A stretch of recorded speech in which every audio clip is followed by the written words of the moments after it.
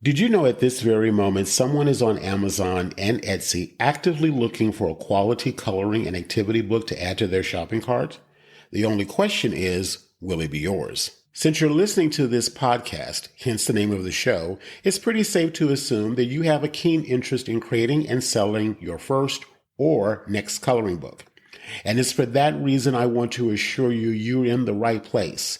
And I'd like to help you make it a reality by inviting you to check out the Coloring Book Creator Mentor Program, the first of its kind complete A to Z course that features live weekly coaching, resources, templates, and an extremely supportive online community, all designed to assure that you create a standout in-demand coloring book that you'll actually enjoy creating, promoting, and selling.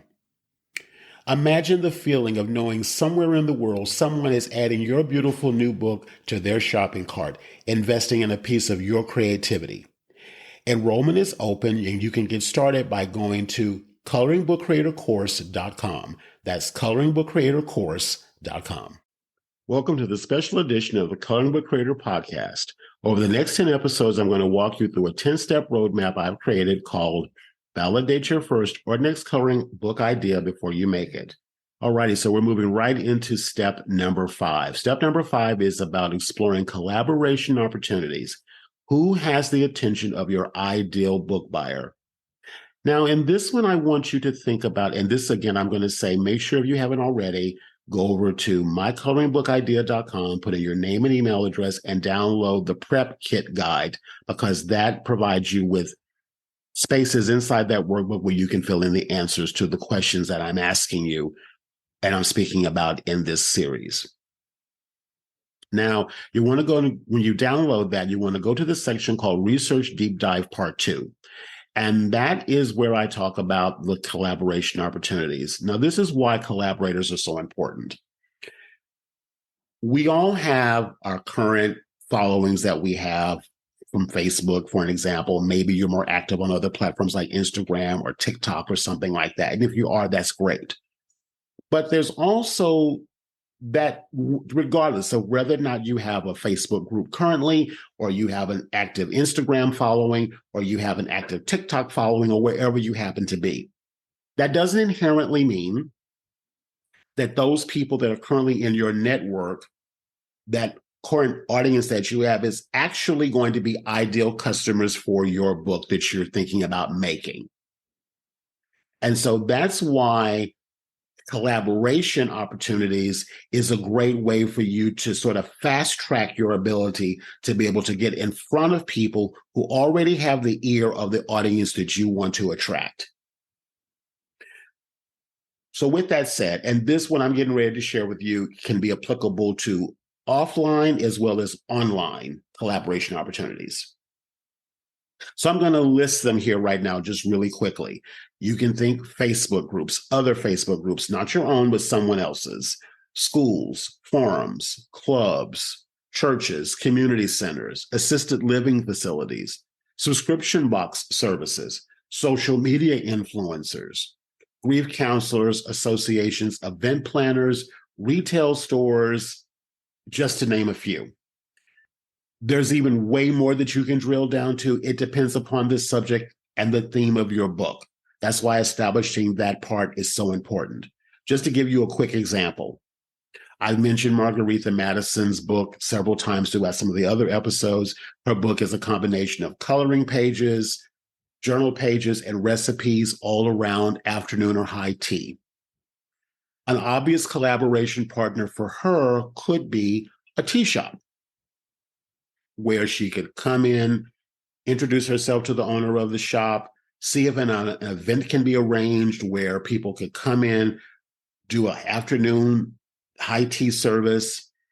People could come in, purchase that. She could bring her book in, talk about the book, why she created the book. People can purchase the book and color from the book and get to meet the author. That's the kind of collaboration opportunity I'm talking about. That's why getting clear about the subject and theme and audience of the book will then inform who you reach out to. That's why that is so important. So think beyond just the things I listed. Think about the subject or the theme. If your book is around horticulture or flowers or plants, what would be an obvious collaboration partner? A plant shop or a florist could be a potential good collaboration partner for you. Of course, the same thing can be applicable to an online aspect of it. Facebook groups, forums, that kind of thing. The topic isn't around coloring or your book, but your book addresses and enhances the experience of that audience. So reaching out to the owners or the moderators of these Facebook groups, introducing yourself and seeing if there's an opportunity for you to be brought onto their group, maybe through a Facebook Live or something of that nature, to talk about the subject and to talk a little bit about yourself and why you created the book and see if it's of interest to that group's audience. What I do know is this, whether it's online or off, everyone is interested in finding additional ways to create enhanced experiences for their customers, whether they are in a Facebook group or they're in a retail shop. Everyone wants to enhance experiences. So if you can approach potential collaboration partners from the perspective of how can I help them look good or look better in front of their audience, if you're approaching it from that perspective, you will always get far better opportunity to have a conversation with them, as opposed to, I just want to come into your store, or I just want to come onto your group to promote my book. What's even great about this is that, as I will in future steps, the book doesn't even have to be completely done yet for you to be able to start this relationship building. So again, this also will help inform what you will shape the book around. Who's the collaboration partners that you can work with, and what interests them could also inform what you decide to put inside the book. Never underestimate what's right under your nose. And keep this in mind. One contact, one connection can open up a wealth of opportunities. So really spend some time on this exercise and don't skip it. You also can check other resources like, again, Facebook, Instagram. Don't leave out TikTok and or YouTube channels. You never know. You might get featured on their YouTube show, or you might get featured on their blog, or again, there's just a wealth of opportunities. So don't overlook that. Don't discount that. But I do recommend that you have some type of a physical presence with something offline as well as online. Hit it from both angles, because you don't know where that next opportunity is going to come from.